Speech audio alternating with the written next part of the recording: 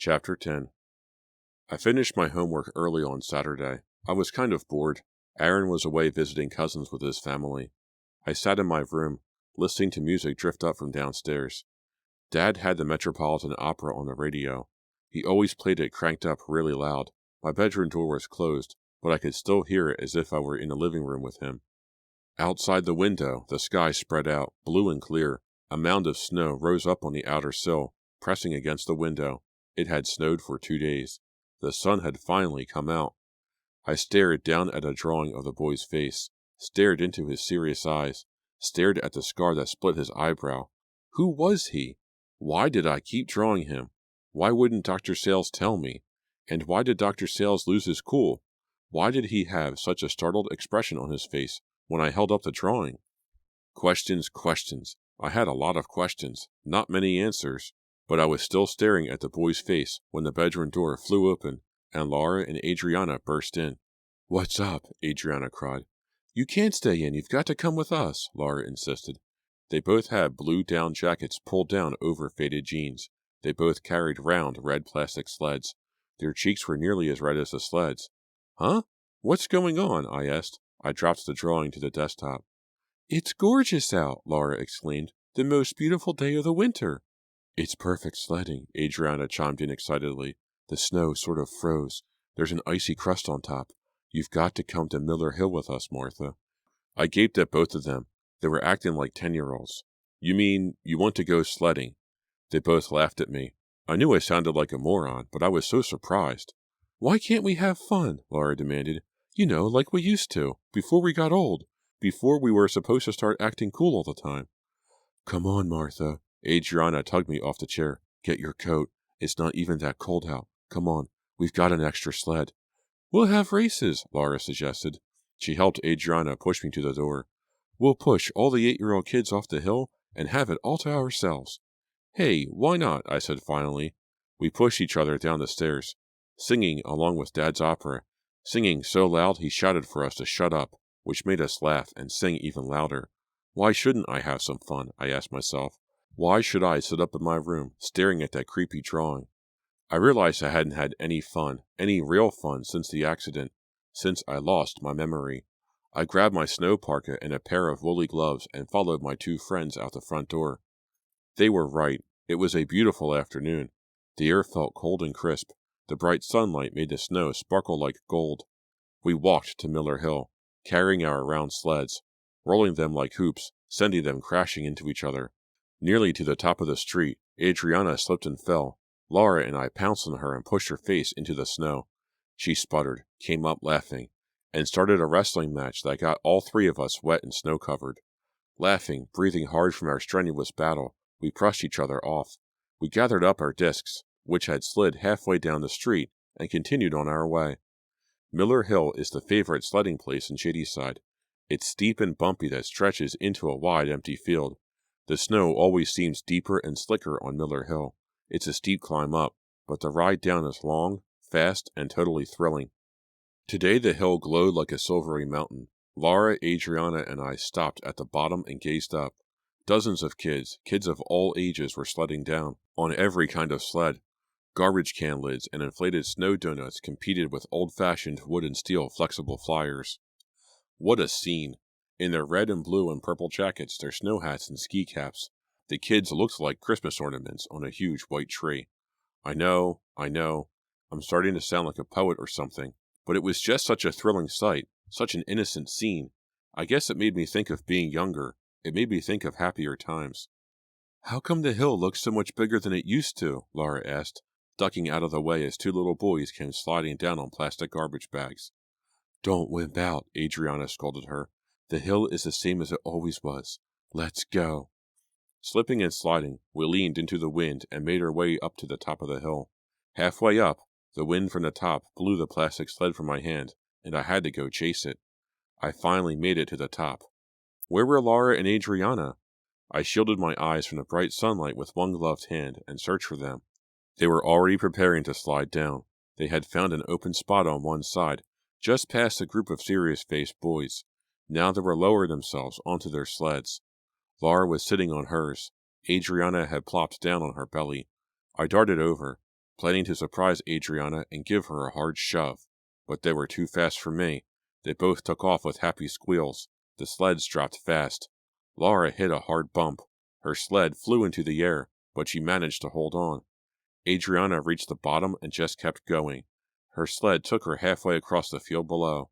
I laughed. What a great ride. My turn, I told myself. I tried to remember the last time I had slid up here on Miller Hill, the last time I had sledded down. I was probably 10 or 11, I guessed. Well, why should the 10-year-olds have all the fun? I gazed down to the bottom of the hill and saw Adriana and Laura standing together, sleds at their sides.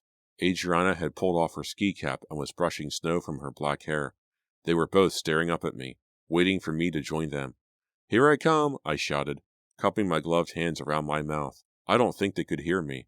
A gust of wind gave me a hard shove from behind. I lowered my sled to the snow, resting it on the edge. Then I lowered myself to my knees. I gripped the sides of the disc and dropped on top of it. Another wind gust sent me sliding down, before I was ready to go. I nearly fell off as the disc slid down, picked up speed. I bounced over a sharp bump, held on, screaming. Oh no. The white snow whirring past, a blizzard of white. So white, white and cold. A cold wall of white. No, no. I'm buried in it, buried in the white. Falling deeper, deeper. I realized I was screaming now. Not a scream of fun, not a scream of delight.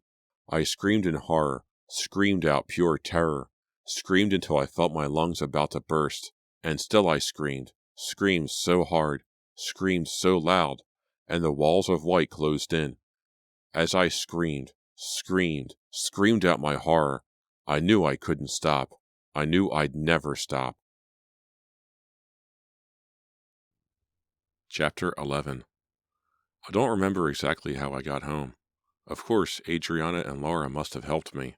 I can still see their troubled faces as they ran to pull me off my sled at the bottom of the hill. They had to pry my hands off the edge, then pull me to my feet. I can see their wide eyes, their red cheeks. They were frantically talking to me, shouting at me, but I couldn't hear them. I was screaming too loud, screaming my throat raw, screaming. I saw the puzzled faces of the kids all around. I saw a woman pull two little girls away. The girls were covering their ears with mittened hands, trying to shut out the shrill screams. I saw them all, saw their alarm, saw their fear, but I couldn't stop. I couldn't control myself. I felt as if a creature inside me was struggling to burst out, screaming and forcing its way out of me. What triggered my horror? The snow? The sled? The feeling of sliding down so fast? The feeling of being out of control? Or was it the whirring walls of sparkling white snow? What drove me over the edge like that? I think I screamed all the way home. I don't really remember. I don't remember returning home, and I don't remember finally closing my mouth, shutting off the horrible shrieks. My throat felt raw. It burned as if on fire. I couldn't speak, could only whisper. "Martha, you're a total mess," I told myself. Where was I? Lying in my bed, the quilt pulled up to my chin. Mom and Dad downstairs making me a cup of tea, a bowl of hot soup. Dad on the phone trying to reach Dr. Sales. I'm still shaking, my whole body shuddering, my throat throbbing and aching from my screams. Lying in bed, staring up at the white ceiling, the bright white ceiling. And I had another flashback. Another picture slid into my mind as rapidly as a sled racing downhill. Another memory of white, the cabins covered with snow, powdery drifts up to the windows, silvery icicles stabbing down from the rain gutter like dagger blades. I saw Justine, Laura, and then Adriana. A snowball fight. I heard a thwack, the sound of a snowball hitting the back of Adriana's parka. I heard laughter, boys' laughter. More snowballs flew. Then I saw Aaron beside me, brown hair tumbling down from a brown and white checked cap, a grin on his face, cheeks red from the cold steam rising up from his open mouth. Another thwack. I felt myself duck as a snowball whirred close overhead. Everyone was laughing, shouting, having such a good time. Lying in bed, my eyes shut, I could feel myself smiling. It seemed like so much fun. The snow sparkled. Aaron tossed a snowball at Laura. She ducked and dropped to her knees in the deep snow. A snowball hit her in the head, knocked her ski cap off. Laughing, she scrambled to make fresh snowballs. "I'll get you," she was screaming at someone, pretending to be angry. "I'll get you." Who was she screaming at? I struggled to see. Aaron? No, Ivan. Ivan was there with us, in his leather jacket, no hat or gloves. I saw his leering grin, saw the small goatee under his chin. Thwack. Another snowball caught Laura smack on the chest. She laughed, grabbed Ivan by the jacket collar, struggled to pull him down into the deep snow. Everyone laughing, everyone having so much fun. I could see clearly now. I was remembering, my memory. This was a piece of it, coming back to me. Ow! I felt a shock of cold, saw myself in the scene, saw myself wiping a wet clump of snow off my forehead, heard laughter, cold laughter, felt another snowball, hard and icy, smack just under my jacket collar. Who was throwing them? Who was attacking me? I squinted harder, trying to see the whole scene, trying to remember, to bring it all back, and saw Justine, such an angry expression knotting her face. Justine pelting me with snowballs, forming them furiously between her green gloves, then heaving snowballs at me as fast as she could. Justine, I saw myself calling to her. Hey, whoa! Justine ignored me, threw even more furiously, letting out short grunts with each toss, throwing as hard as she could. Trying to hurt me? Why is Justine angry at me, I wondered. Why is she picking on me?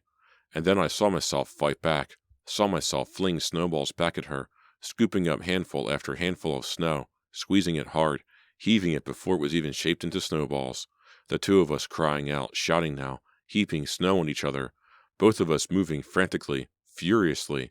The shouts all angry now, our expressions angry too. And then, feeling hands tugging me back, seeing Ivan and Aaron pulling me away, seeing Laura and Adriana stepping in front of Justine, hearing Justine's angry words. But I can't understand her words. What is she shouting about? Why is she so angry at me? Laura and Adriana having to hold on to her, having to pull her to the cabin, while Aaron and Ivan are grabbing my shoulders, trying to keep me still. All that happiness, everyone so cheerful, it disappeared so quickly, and I felt as cold as a snowy wind. The white fades, the scene darkens. What is happening? Lying in bed, I struggled to keep the picture bright, to keep the scene alive.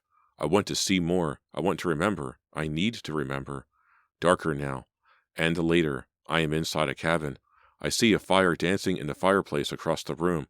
I am back against a wall, in deep shadows. I struggle to see through the shadows. I am sitting on a long, low bench, my back against the wall.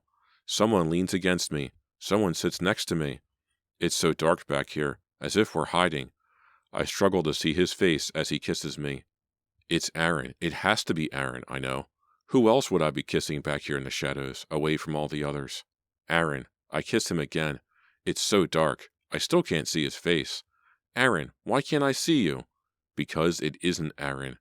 I feel a strong shudder as I struggle to remember, and see the boy lean forward in the darkness and press his mouth against mine.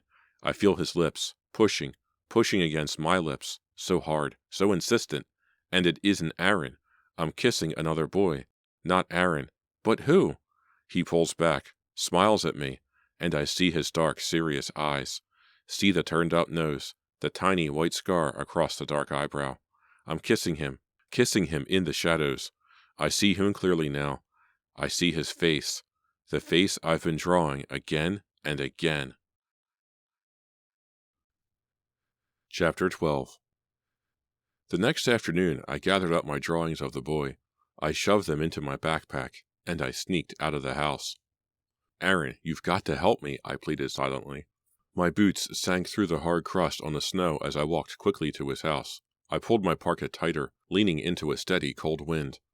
Mom and Dad wanted me to stay in bed another day. They hadn't been able to reach Dr. Sales. He was out of town at a conference. They wanted to keep me home safe and sound. But I didn't feel safe and sound, even in my own bed with the quilt pulled up to my chin. Hot soup and cups of tea wouldn't calm me, wouldn't help me to rest. Only knowing the truth will help, I decided. Only knowing what happened last November will help me to calm down. And Aaron can tell me. Aaron can help me. A strong gust of frozen wind blew open my parka. I pulled it closed, shifted the backpack on my back, leaned forward as I trudged over the deep, crusty snow. Aaron's house came into view in the next block. 2 tall evergreens covered in white snow stood guard over the driveway. The driveway and front walk had been shoveled, the snow piled up on the sloping lawn. A single icicle, thick as a carrot, hung down over the front storm door. I tried to push the doorbell, but it felt frozen, stuck. I jabbed my finger against it again. No bell ringing inside the house. So I knocked. I had rushed out of the house without any gloves. My frozen hand ached as I pounded 3 times on the door, then 3 more times. I could see lights on inside. I heard a cough, then footsteps. Aaron's little brother Jake pulled open the door. "Hi," I said, my hand still raised, ready to knock again. "Is Aaron home?" "Yeah, sure." Jake stared up at me. He had a Kit Kat bar in one hand. He didn't move out of the way or invite me in. "Well, can I see him?" I asked impatiently. Aaron appeared before Jake could answer. He shoved Jake out of the way. Jake shoved him back, then disappeared. "Martha, hi." Aaron brushed back his brown hair with one hand. He was wearing baggy jeans and a maroon and gray shady-side high sweatshirt. "I didn't expect." "I have to talk to you," I blurted out. I didn't mean to sound so excited, so desperate, but I suddenly couldn't catch my breath. "I want to show you something, Aaron. I want you to tell me some things. I need some answers." "Well," he glanced back into the house. He frowned. He seemed tense. "What's his problem?" I wondered, studying his face. First, Jake wouldn't let me in. Now Aaron is making me stand out here in the cold? "Can I come in?" I asked finally. "Oh, yeah, sure." His cheeks turned pink. He stepped back. I stamped my boots on a welcome mat and stepped into the warmth of the house. I could feel the cold follow me in. I pulled off the backpack, then the parka, and tossed them onto the floor beside the living room couch. "I'm just here watching Jake," Aaron offered. "Your parents aren't home?" He shook his head. "I had to see you," I said. I heard about yesterday," Aaron stammered. He shoved his hands into his jeans pockets and turned his blue eyes to the front window. "I'm sorry, His voice trailed off. He's never this tense around me, I thought. What is his problem? I rubbed my hands, trying to warm them. I could hear a TV on down the hall. Funny voices. A cartoon show. I heard Jake laughing. "Aaron," I started. "I wanted to show you these drawings I made." I bent down, reaching for the backpack, and heard a crash in the kitchen. He gasped. I stood up. "Is someone else here?" His face reddened. "No, I crossed the room quickly, made my way down the short hallway, pushed open the kitchen door. "Justine!" I cried. "What are you doing here?" Chapter 13. Justine stood hunched over the sink, picking up pieces of the glass she had just dropped. I saw a puddle of spilled water on the floor. She spun around as I burst in, and her mouth dropped open as if she wanted to scream. "Justine came over to borrow my graphing calculator," Aaron explained, stepping up behind me. "The batteries wore down on hers." "That's right," Justine agreed quickly. She pushed a tangle of red hair off her forehead and turned to Aaron. "I'm sorry, I was getting a glass of water. I dropped it, and—" "But you were hiding back here," I exclaimed. My voice came out shrill and angry. "Justine, why were you hiding in the kitchen?" I wasn't," she insisted. "Martha, really, I told her to," Aaron broke in. He stepped between us. He scratched his wavy brown hair tensely with one hand and kept gazing from Justine to me. "You what?" I demanded. "I told her to wait in the kitchen," Aaron explained. "I thought you would get the wrong idea." "Excuse me?" I cried. Justine dropped a jagged shard of glass onto the counter. "Calm down, Martha. Everything is okay," she said softly. Aaron stepped up close behind me and put his hands on my shoulders. "Yeah, everything is okay," he echoed. "We both heard about yesterday," Justine said. "We heard about how you lost it on Miller Hill. When you knocked on the door, we saw you through the front window.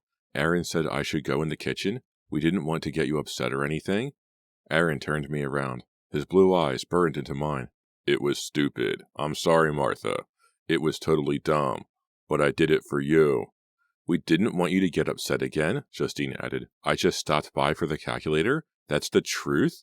I lowered my eyes to the floor. The black and gray dots on the linoleum flashed and shimmered. I shut my eyes. "Sorry," I murmured. "I didn't mean to sound so suspicious, so crazy." Aaron slid his arm around my waist. Justine said more comforting things. Aaron gave her the graphing calculator.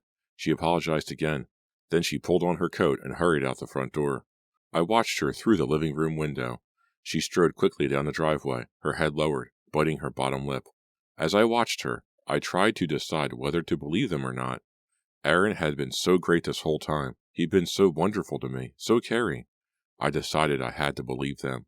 I could feel Aaron's eyes on me. I turned to find him on the couch, tapping his fingers on the arm. I hurried over and sat down at the other end of the couch. "Sorry about the mix-up," he murmured, tapping the couch arm a little faster. "My memory is slowly coming back," I told him.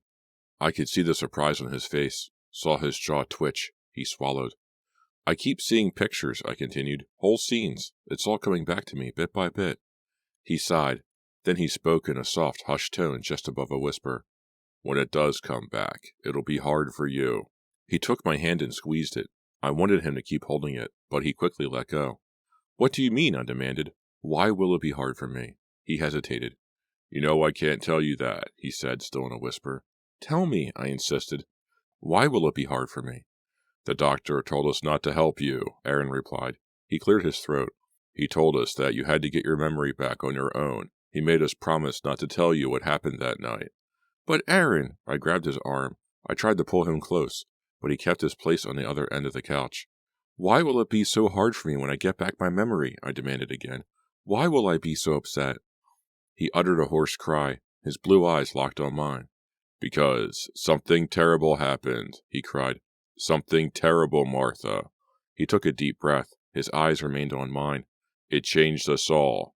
A strange smile crossed his face, a bitter smile, a smile I had never seen there before. "In a way, you're lucky you don't remember," he muttered. "But, Aaron—" His strange smile faded. He scratched his dark hair. I let out a frustrated cry. I wanted him to tell me the whole story, everything, but I knew he wouldn't. My friends were all being so good, all cooperating with Dr. Sales. The drawings. How could I have forgotten about the drawings? I reached over the couch and lifted my backpack. I struggled with the zipper. My hands were shaking. I pulled out the drawings. "What are those?" Aaron demanded. He finally slid closer to me. I held two of them up. "I've been drawing this face, again and again." His eyes bulged. He gasped. "Who is it?" I demanded. He shook his head. "No." Was that shock in his eyes? Was it fear? "Tell me," I insisted. "I can't stop drawing this face. Tell me who it is, Aaron." "No, no way," he replied, shaking his head. I shoved the drawings into his face. "Tell me! Tell me! Tell me!" He pushed them away and jumped to his feet. "I can't, Martha. You know what the doctor said. You know that I can't tell you." I jumped up beside Aaron. I wasn't going to let him get away. I wasn't going to give up. The boy's face was driving me crazy. I saw it everywhere I went. I couldn't erase it from my mind. "Is he someone I know?" I demanded. Aaron crossed his arms in front of him. "Is he?" I repeated. I waved the drawings in Aaron's face. He backed away. He made a zipper motion over his mouth. "Stop it, Martha. I can't tell you. Stop making it hard for both of us. You know I can't say anything." I could feel my chest tighten, my temples throb. I had to know. I had to know now. "Do I know him, Aaron? Where is he? If I know him, why haven't I seen him in school? Why haven't I seen him?" I shrieked. I guess I'd gone too far. I could see Aaron start to lose it. He balled his hands into fists. His face reddened. He gritted his teeth. Then he spit out an answer. "Know why you haven't seen him, Martha? Know why you haven't seen him?" "Why?" I demanded. "Why?" "Because he's dead." Chapter 14. Tuesday night, I finished my homework early. I sat down at my desk and opened my drawing pad. A drawing of the dead boy's face slid out. I held it between my hands, studying it. Why am I drawing a dead boy? I asked myself. I tilted the paper at one angle, then another, as if seeing it in a different way would bring me an answer. The dark eyes stared out at me, revealing nothing. Why am I drawing a dead boy? Who is he? Aaron refused to tell me any more about the boy. He was furious at himself for losing control, for blurting out that the boy was dead. I tried to apologize to Aaron in school, but he turned and hurried away. Whenever I called his house, Jake answered and said that Aaron wasn't home. "I can't lose you, Aaron," I murmured out loud. "You mean too much to me. I can't lose you." I stared at the face in the drawing. "Who are you?" I asked it. "And why was I kissing you in the cabin? Why was I drawing a dead boy? Why do I draw you over and over?" A frightening thought made me shiver despite the heat of my bedroom. Was a dead boy controlling my hand? Was he forcing me to draw him, guiding my hand from the grave? I crumpled up the drawing. Then I pulled 2 charcoal pencils from the desk drawer. I leaned over the drawing pad and tried to steady my hands. I'll draw a kitten, I decided.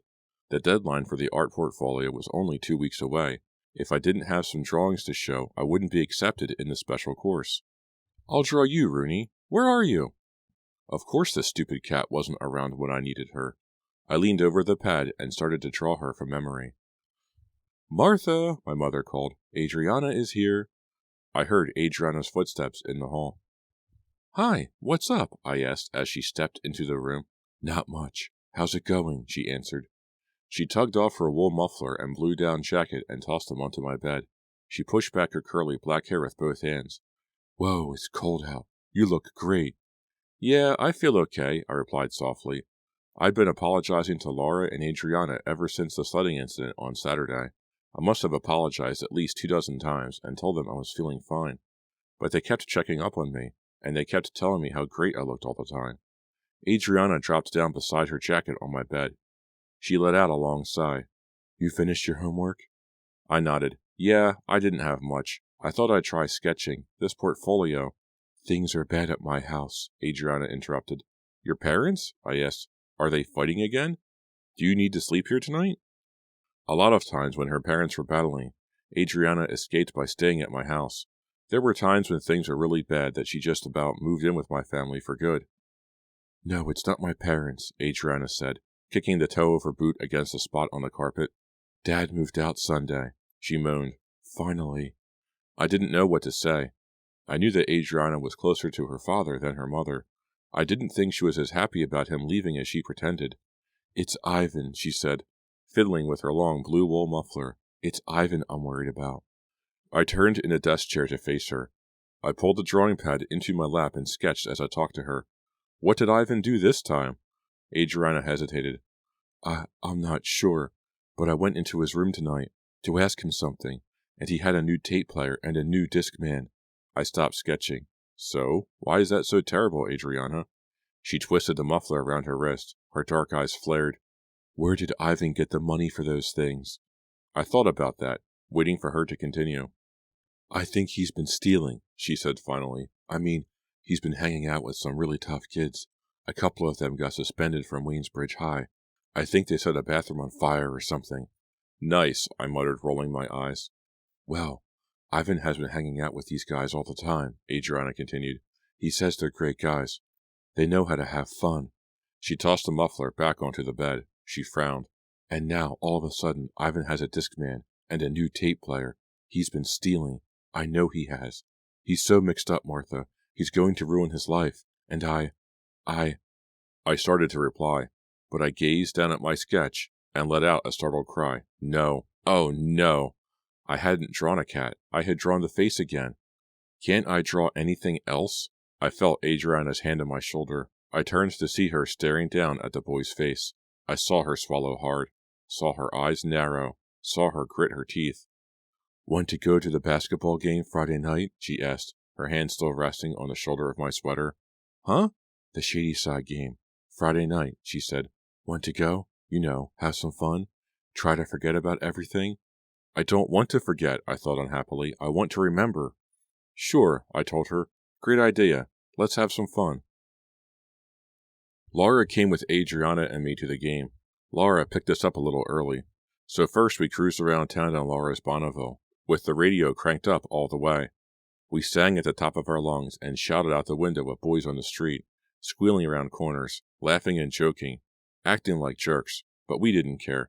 It had been such a cold, grim winter, we were determined to have some fun. We roared into the student parking lot at school about 10 minutes after the game had started and scrambled into the gym, greeted by the steady thud of the basketball being dribbled on the hardwood floor and the shouts of the crowd. As we climbed the bleachers, searching for a seat, I glanced up at the scoreboard.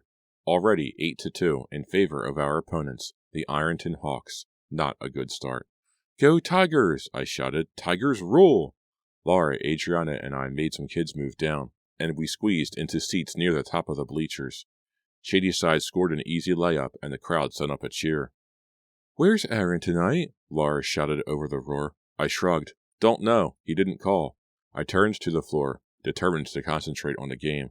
I wasn't going to worry about Aaron tonight. or anyone else. I wanted to enjoy the basketball game, cheer with the crowd, shout for the Tigers, maybe cruise around with Adriana and Laura after the game, or hang out at The Corner or Pete's Pizza. Act like everyone else, not like some freak with a chunk of her life missing, some freak everyone felt sorry for. Go Tigers! The whistle blew, a timeout. I saw Corky Kokorin jump up and lead the cheerleader squad onto the floor. Check out the guy on the Hawks, Adriana shouted. She pointed to their bench across the floor. Which one? I squinted against the bright lights. The tall one? She laughed. They're all tall. The one with the curly black hair. I squinted harder. The one who can't figure out how to tie his sneakers? Adriana ignored my sarcasm. I'm cheering for him, she declared. Wow. I shook my head. Traitor. The cheerleaders did their splits, then went running off the floor. The players tossed down their towels and water bottles and walked back onto the floor. A buzzer sounded. The game started up. A close game. As it neared the half, the score was tied at 24. I'm starving, Laura moaned. She tugged my arm. Let's beat the crowd to the food counter. Yeah, let's go, Adriana agreed. With about a minute left in the half, the three of us started down the aisle of the bleachers. Outside the gym, food stands were set up with popcorn and hot dogs and stuff. We were nearly down to the floor when a Hawks player scored a slam dunk. The crowd grumbled as the Hawks took the lead. I saw our players turn to take the ball down the floor, saw their faces set, their hard expressions, eager not to be down at the half. A pass, then another pass. The player started to dribble, lost the ball. I saw the angry scowl on his face. Saw his face. His face. No! He had the face in my drawing. It's him! I shrieked, grabbing for Adriana. It's him! It's him! I missed her shoulder, started to fall down the bleacher aisle, caught my balance, raised my eyes to the floor. Another Shadyside player turned. He had the face too. I stared at two more players, stared at their wavy brown hair, their turned-up noses, their serious dark eyes. The face. They all had the face I'd been drawing, the face of the dead boy. And as they turned to stare back at me, their smiles faded, their mouths twisted, eyes bulged in horror. They all started to scream, and I screamed with them.